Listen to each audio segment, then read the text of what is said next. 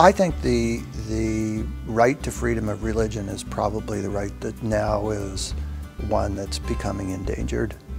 And I would say that not just in terms of the immigrant population, but in terms of Canadians who've lived here for many generations and so on, Christians, Jews, and so on and so forth, who've been sort of the traditional part of the religious orientation of the community, because religion is no longer looked on upon as favorably as it once was.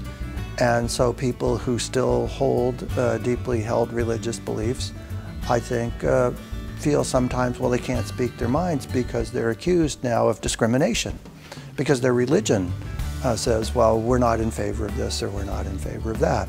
So the balancing of your right to freedom of religion and to have your own personal views over and against your obligation not to discriminate against people on the grounds that are prohibited in the Charter and the Code, this becomes a kind of nexus of issues that I think will be hard for us to work through.